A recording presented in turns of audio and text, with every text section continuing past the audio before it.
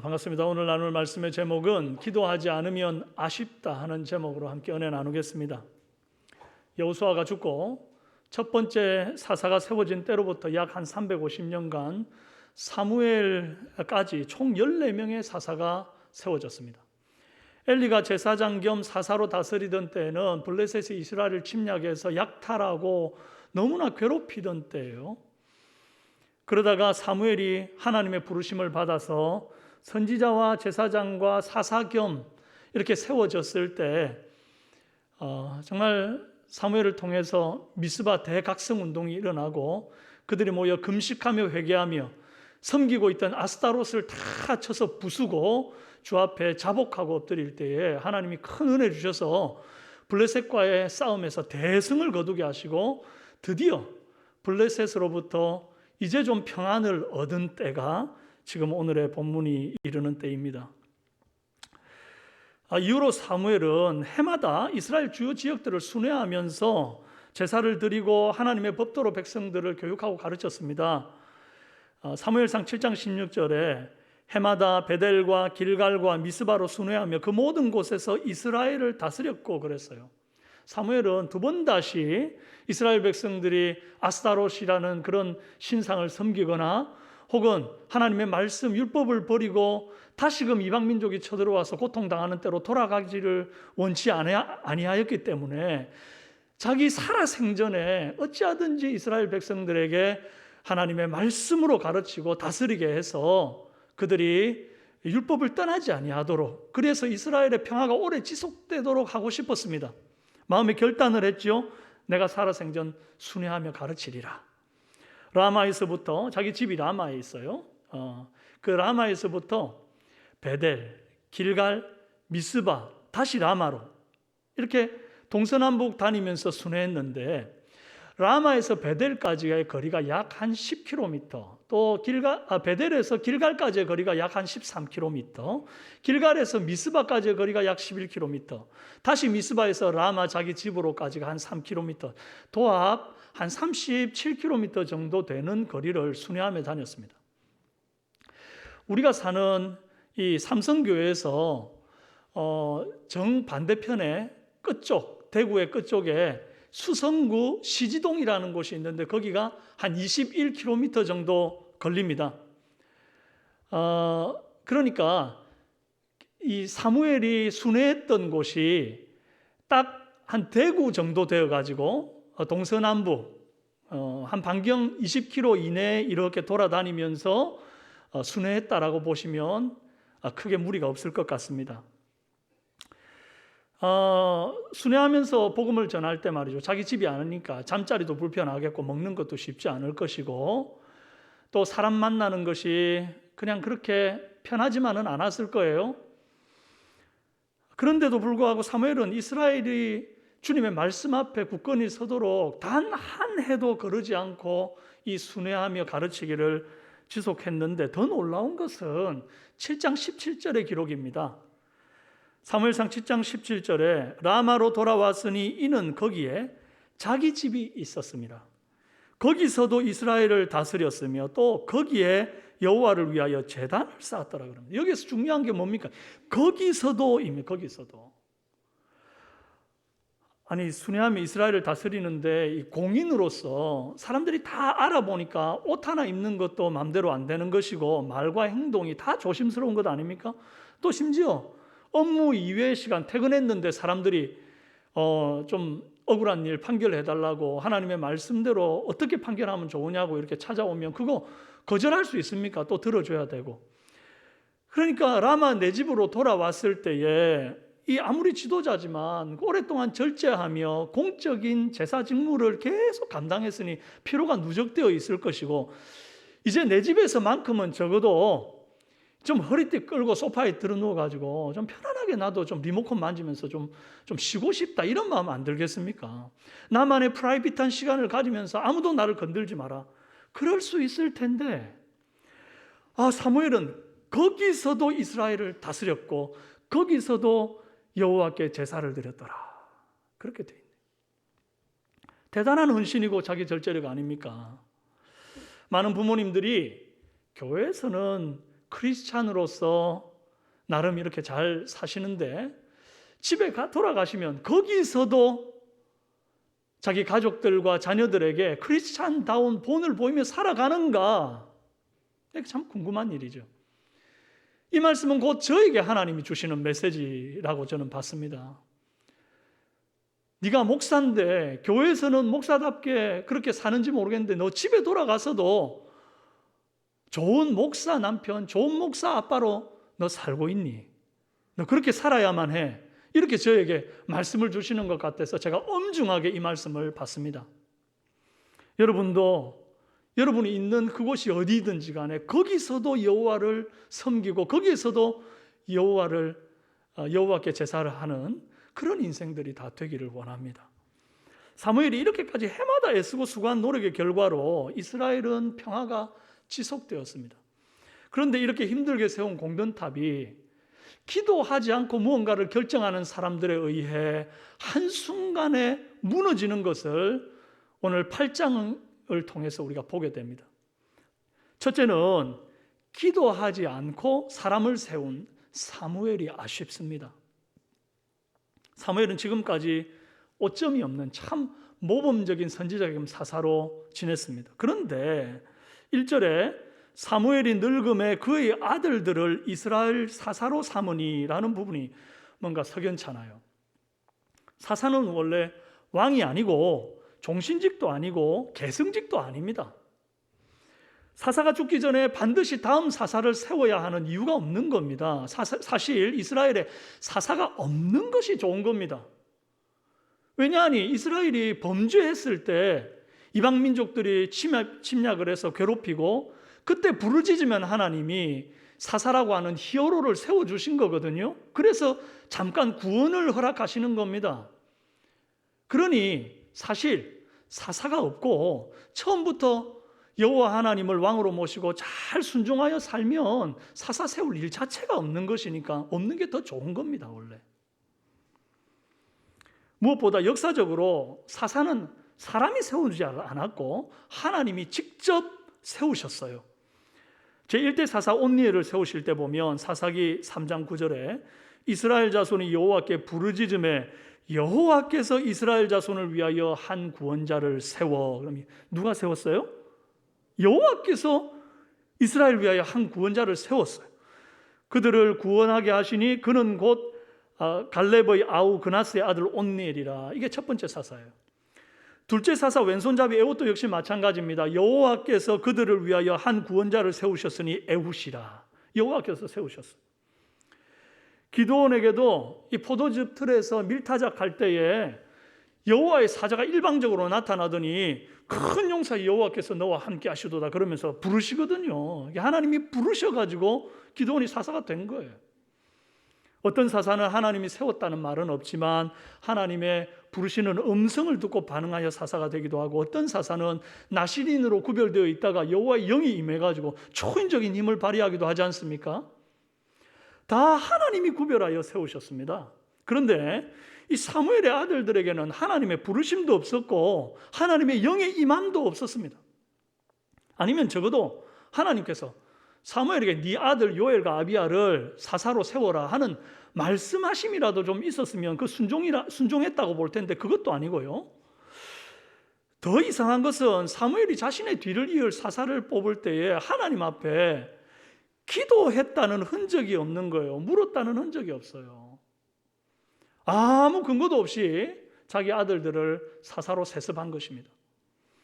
사무엘은 평생 모든 일에 하나님의 뜻을 묻고 하나님의 음성 듣고 행했던 사람이었는데 딱 한 가지 안타까운 것이 바로 하나님과 기도로 상의한 흔적 없이 자기 아들들을 사사로 세운 겁니다. 그 결과 자기 사사로 세워진 아들들은 뇌물을 받고 판결을 굽게 하는 바람에 이스라엘을 어지럽히는 그 평화를 이제 끝내버리는 그런 주범이 되고 맙니다. 사무엘은 인생 말년에 큰 오점을 남긴 거예요. 왜 이렇게 사사를 세우는데 서둘렀을까요? 인간적인 방법을 동원했을까요? 사무엘이 만약에 참고 하나님의 뜻을 기다렸다면 어땠을까? 참 궁금하지 않습니까? 하나님은 틀림없이 사무엘의 아들들보다는 훨씬 더 하나님의 마음과 뜻에 합한 사람을 당신이 지금까지 사사를 세울 때처럼 직접 불러 세웠을 겁니다. 사실 하나님이 이 시기에 어린 다윗을 들판에서 기르고 계셨거든요. 사무엘이 다윗에게 기름 붓고 난 다음에 죽습니다. 그가 죽을 때 아무한테도 기름 부음이 없고 이스라엘의 미래를 전혀 예측할 수 없이 그렇게 죽은 게 아니었습니다. 하나님은 다윗을 키우고 계셨고 사무엘 손으로 직접 다윗에게 기름 부었거든요. 그러니까 만약에 끝까지 자기 아들들을 이렇게 기도하지 않고 덜렁 이렇게 사사로 세우지만 않고 끝까지 잘 기다렸더라면 하나님이 어쩌면 다윗을 차기 사사로 세워서 사무엘과 멋지게 바통 터치를 할 수 있게끔 하셨을 수도 있다는 것입니다. 그래서 저는 참 사무엘이 기도하지 않고 아들들을 사사로 임명한 것이 참 아쉽다 하는 것이죠. 그리고 둘째는 유혹을 만났을 때 기도하지 않은 사무엘의 아들들이 아쉽습니다. 사무엘의 아들들 요엘과 아비야는 아버지의 대를 이어 사사가 됩니다. 8장 2절 말씀에 장자의 이름은 요엘이요 차자의 이름은 아비야라 그들이 브엘세바에서 사사가 되니라 그랬습니다. 사무엘은 두 아들들에게 자신의 신앙과 소망을 담은 이름을 지어줬습니다. 요엘은 여호와는 내 하나님이시라, 또 아비야는 여호와는 내 아버지시라 라고 하는 이름의 뜻을 가지고 있습니다. 그러니까 사무엘이 두 아들들에게 너희들은 내가 아버지긴 하지만 그보다 더 근본적인 아버지가 계셔. 여호와를 내 하나님 내 아버지로 평생 섬기며 모시고 살아야 한다. 그 바람을 담아 이름을 지어준 거죠. 그들은 처음에는 잘 컸던 것 같아요. 처음부터 망나니지 됐으면 어떻게 그 뇌물 받는 이런 행동을 했으면 어떻게 사사로 세웠겠어요? 그들이 브엘세바의 사사가 되었다 그랬거든요. 이 이스라엘 전체를 다스리는 사사가 아니고 브엘세바라고 한 지역을 다스리는 사사인데, 브엘세바는 사무엘이 살던 라마에서 남쪽으로 75km 정도 내려오는 이스라엘의 최남단의 지역입니다. 아까 사무엘이 그 라마 자기 집에서 베델과 길갈과 미스바 그리고 라마로 이렇게 순회했다고 했지 않습니까? 그러니까 그 라마 지역이 어디냐니까 예루살렘 바로 옆에 있는 인접 지역인데, 사해 바다를 중심으로 해서 그 위쪽 북쪽으로 가는 길이 사무엘이 순회했던 길들이에요. 그러니까 북쪽은 사무엘이 다스리고 남쪽 75km나 되는 그 아래 길들을, 그 변방을 늙은 사무엘이 순회하면서 다니고 거기에 하나님의 말씀으로 가르치기는 너무 힘든 거죠. 그러니까 젊은 아들들을 사사로 거기 세워가지고 여호와의 말씀대로 이스라엘을 통치하려고 하는 좋은 의도를 가지고 브엘세바에서 사사로 세웠던 겁니다. 이해가 되시죠? 이해가 되시죠? 잘 따라오셔요. 그런데 사무엘의 바람과는 달리 이 아들들이 뇌물을 받은 혐의가 드러나는 바람에 역대 사사들 가운데 가장 부끄러운 치적을 남기고 족이 하차해버리죠. 저는 또 이런 생각이 듭니다. 그들이 뇌물을 받을 때에 그 순간에 하나님 앞에 기도했을까? 절대 기도하지 않았다고 봅니다. 기도했으면 어떻게 뇌물을 받습니까? 하나님의 말씀이 날아와서 우리의 양심을 찌르는데 어떻게 그럴 수 있습니까? 기도하는 순간에 여호와 하나님이 인식이 되는데 어떻게 그 하나님 눈앞에서 내가 범죄할 수 있습니까?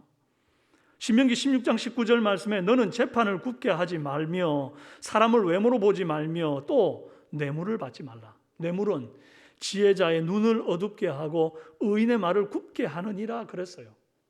그들이 뇌물을 받기 전에 한 번이라도 진지하게 여호와께 기도했더라면 신명기의 말씀이 날아와 꽂혀가지고 절대 죄 못 짓는 겁니다.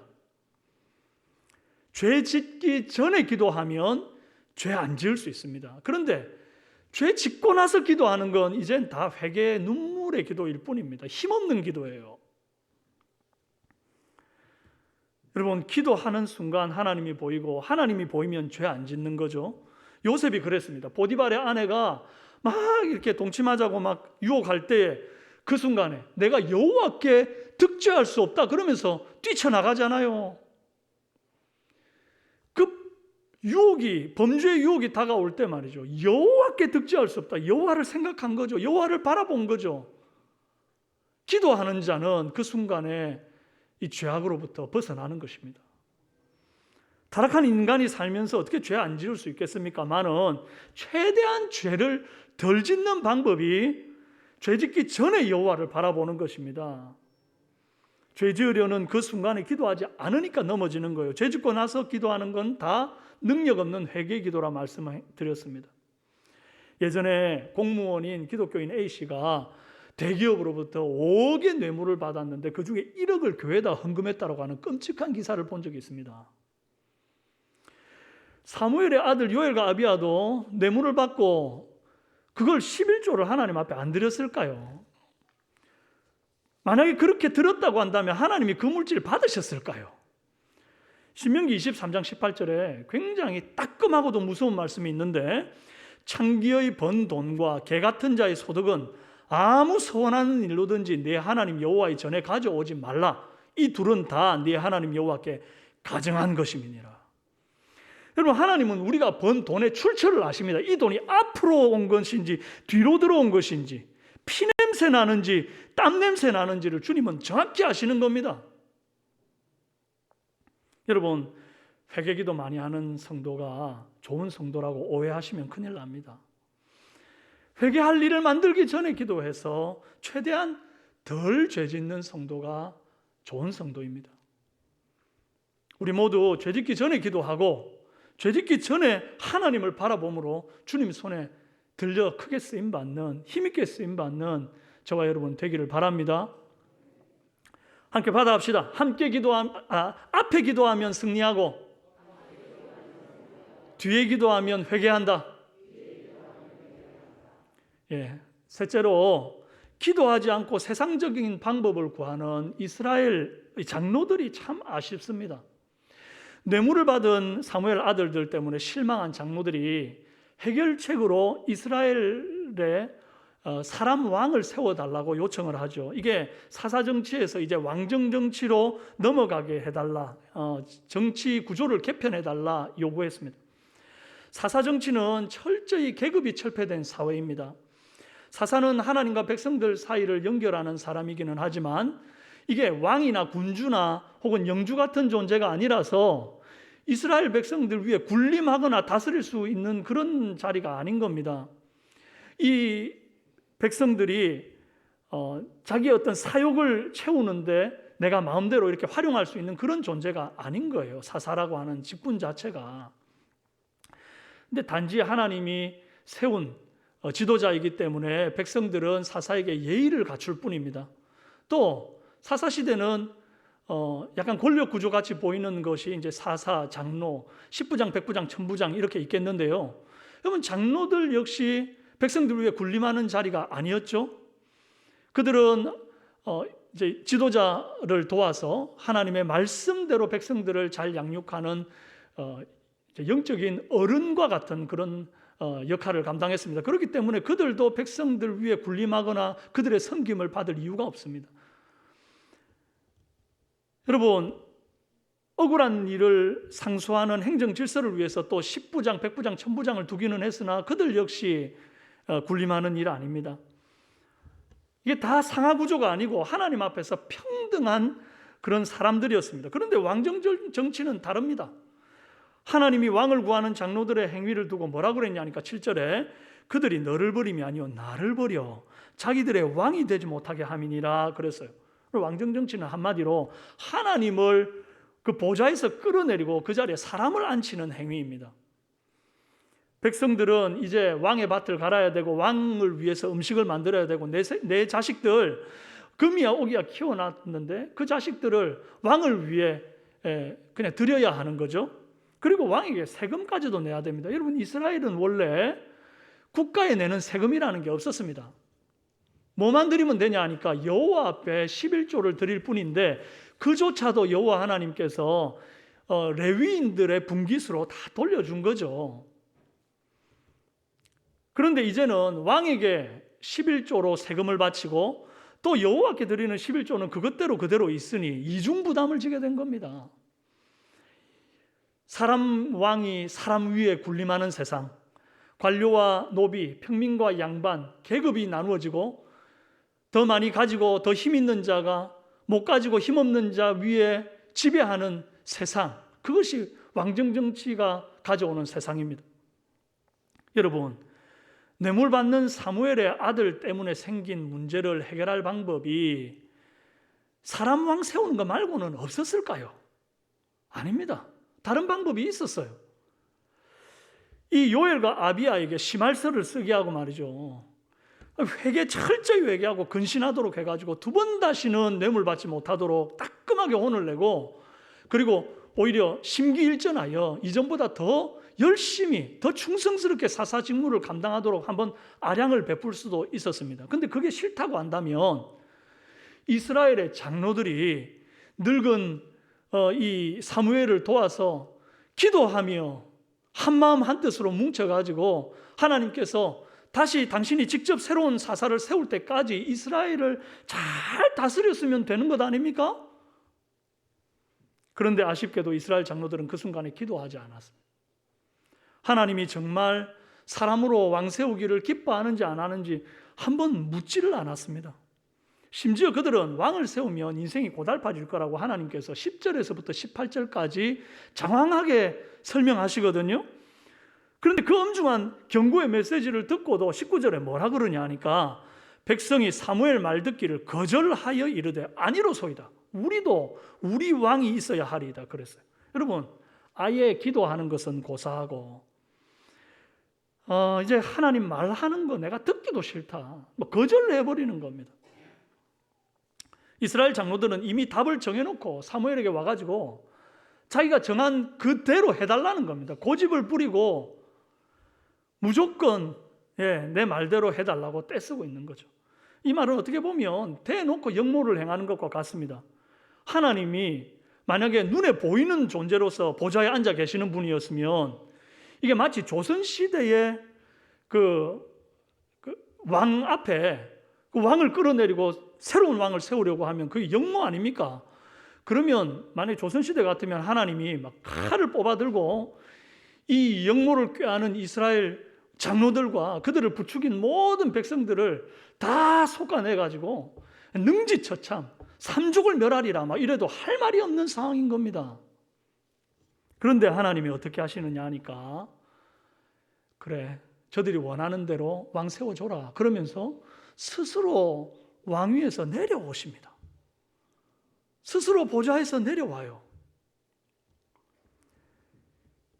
이게 하나님의 놀라운 은혜입니다.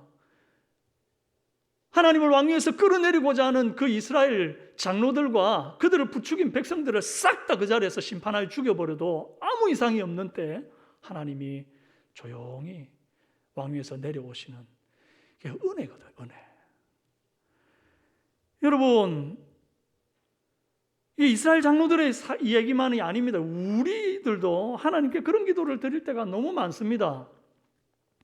하나님이 보좌에 버젓이 계신데 내 삶의 보좌에 주님이 계신다고 말은 하는데 정작 중요한 삶의 결정들의 순간에는 하나님께 기도하지 않고 그냥 내 마음대로 결정해버리고 내가 당장 내 손에 잡히는 이익을 쫓아서 결정할 때가 얼마나 많습니까? 그때마다 주님이 네가 지금 나를 무시하니? 네가 나를 끌어내리고 왕좌에 앉니? 그러고는 심판하고 우리에게 그냥 칼을 뽑으셨다 그러면 여기에 살아있을 자가 어디 있습니까? 지금 우리가 살아서 이렇게 예배 드리는 게 하나님 은혜인 줄 여러분 아시길 바랍니다.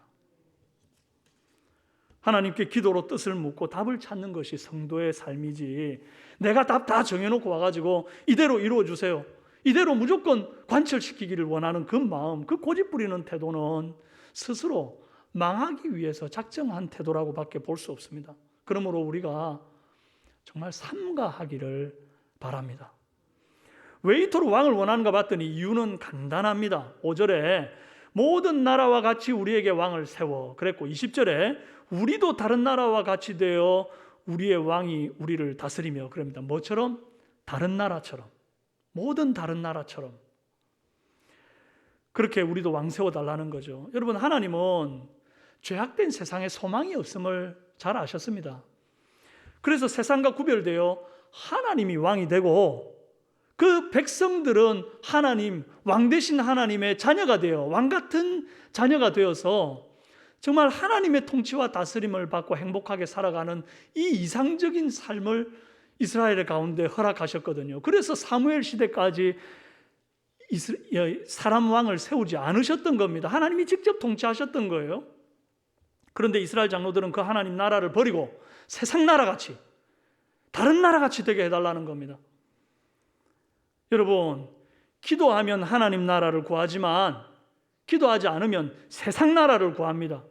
심지어 교회 안으로 세상의 것을 가져다가 끌어놓으려고 합니다. 나라의 제도를 바꾸나 마느냐 하는 이 중대한 문제를 놓고 백성을 대표하는 장로들이 기도도 하지 않을 뿐더러 하나님의 말씀 듣기를 거절했던 이 죄악은 이후에 고스란히 백성들 머리 위로 다 돌아옵니다.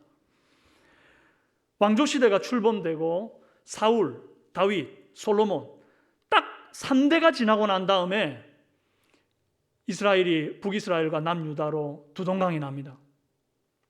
북이스라엘만 봐도요, 왕정 역사가 얼마나 어둡고 불행한 역사의 반복인지를 우리가 알 수 있습니다. 제가 지금부터 랩을 할 텐데 잘 들으세요.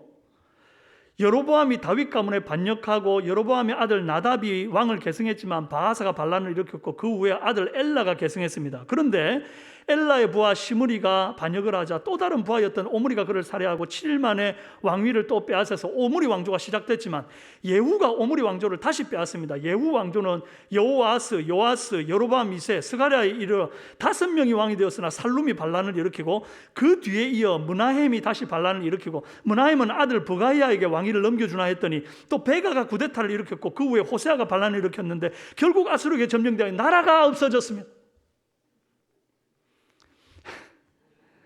여러분, 제가 천천히 알아듣기 좋게 아무리 이 부분을 설명해도 여러분 조실 게 분명해가지고 제가 일부러 랩을 하듯이 이렇게 빨리 말씀을 드렸습니다. 그런데 제가 지금 드린 이 내용의 핵심이 뭐냐 하니까 이것만 기억하십시오. 반란과 계승, 반란과 계승, 구데타, 그리고 또 계승, 이게 계속 악순환의 사이클을 도는 거예요. 이렇게 얼룩진 악순환의 역사 첫 단추를 누가 깼는가? 기도하지 않고 결정했던 이 사람들이 깬 거예요. 이 역사가 흘러 신약시대 예수님에게까지 미칩니다. 진짜 왕이신, 하늘의 왕이신 하나님의 아들 예수 그리스도께서 이 땅에 오셨는데, 그때 땅의 통치자였던 유대의 이 왕이 헤롯 왕이었거든요.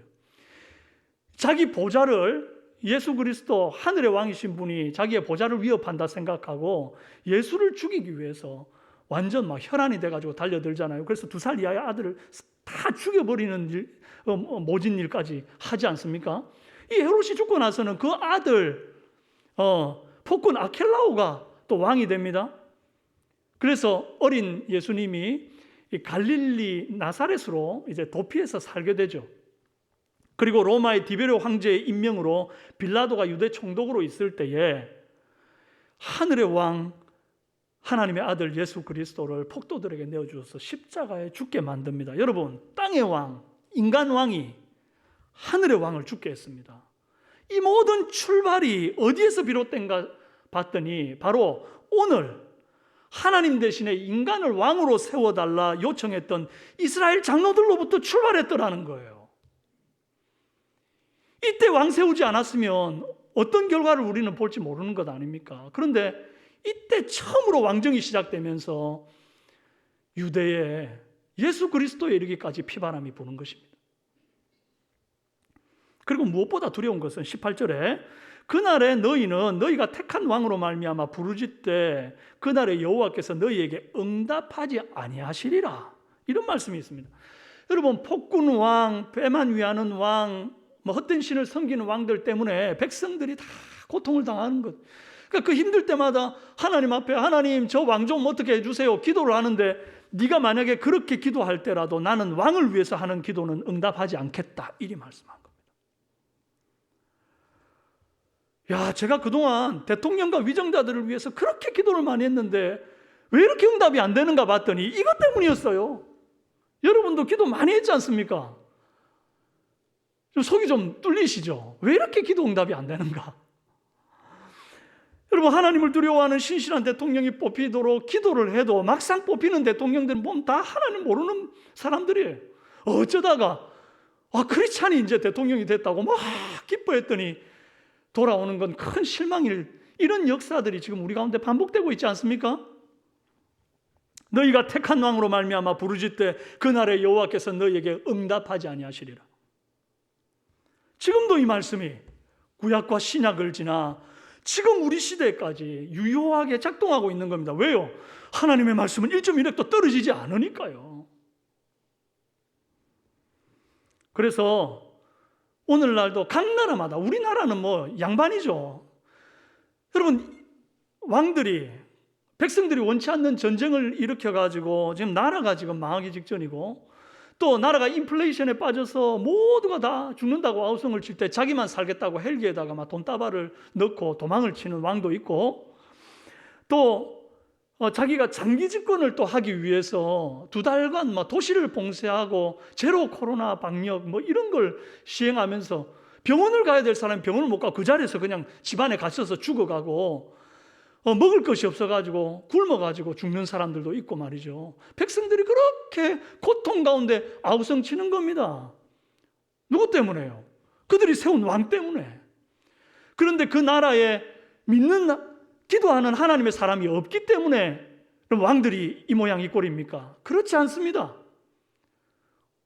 어디에나 기독교 인구가 없는 곳이 어디 있습니까? 심지어 공산당이 집권하는 나라에도 지하에는 다 크리스찬들이 있습니다. 그들이 기도하지만 하나님이 너희가 왕들을 위해 구하는 것은 내가 응답지 않으리라. 자, 그렇다면 이제 나라와 민족을 위해서, 위정자들을 위해서는 이제 기도할 필요가 없다는 얘기입니까? 아닙니다.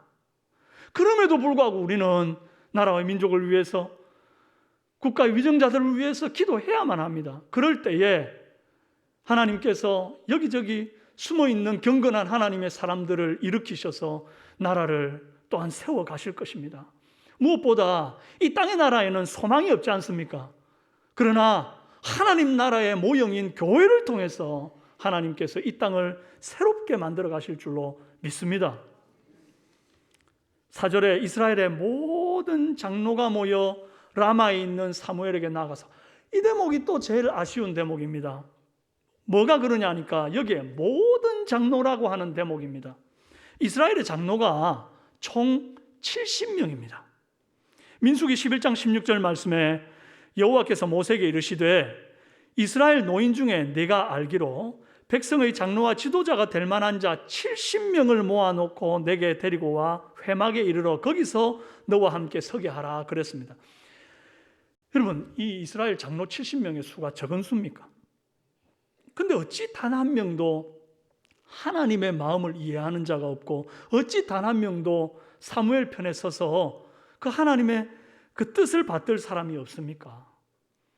69명의 장로들이 다 왕 세워달라고 뗐을 때에 이스라엘 왕이 하나님이신데 그분을 보좌에서 끌어내는 죄악을 범하면 어떡합니까? 장로님들 이러시면 안 됩니다라고 정말 믿음으로 뚝심 있게 바른말 해주는 한 명의 장로님이 없는 거예요. 얼마나 안타깝습니까? 제가 지금 우리 교회 장로님들한테 하는 얘기 아닙니다. 지금까지 조시다가 갑자기 이 대목에서 깨가지고 왜 강 목사가 설교하다 말고 장로님들한테 호통치나, 그리 생각하시면 오해입니다. 절대 아닙니다. 이스라엘 장로들 얘기예요.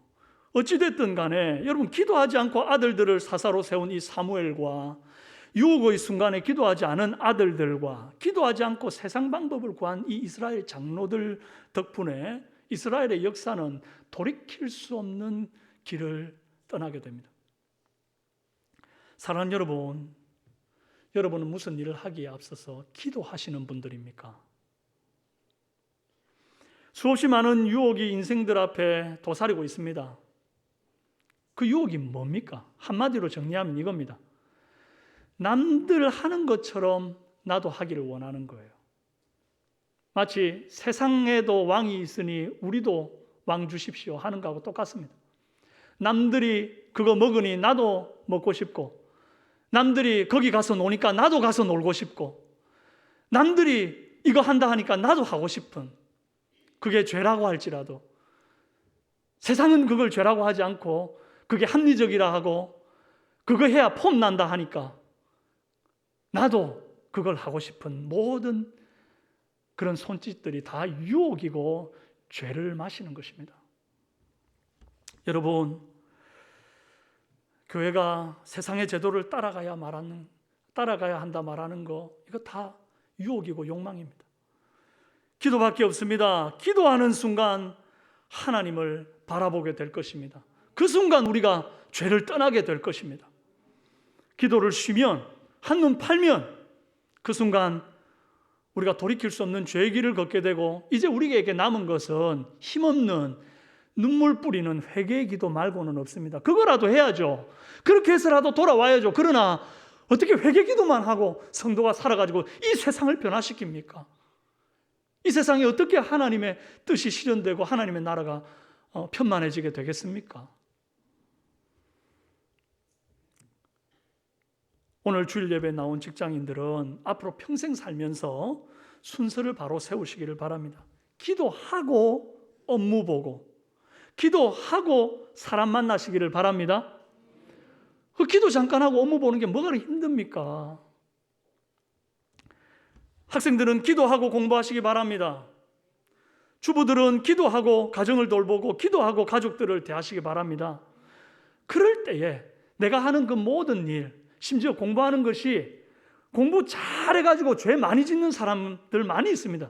공부를 너무 잘해가지고 남들은 상상도 못한 죄를 짓는 사람들이 있습니다. 그러니까 기도하고 공부할 때에 하나님, 내가 이 공부를 왜 하는지 내가 마음에 잘 새겨두게 하옵소서. 내가 이 공부의 끝에 하나님께 영광을 돌리게 하옵소서. 그렇게 되는 것 아니겠습니까? 그러니까 범사에 우리가 먼저 기도하고 다른 일들을 해나가시는 은혜 있기를 바랍니다. 내 생각대로 내 고집대로 한 후에 기도하면 눈물뿐인 회개 기도만 남는다 했습니다. 우리 받아합시다. 한 번 더 받아하고 마칩시다. 앞에 기도하면 승리하고 뒤에 기도하면 회개한다. 한 번 더요. 앞에 기도하면 승리하고 뒤에 기도하면 회개한다. 함께 기도하겠습니다. 살아계신 하나님,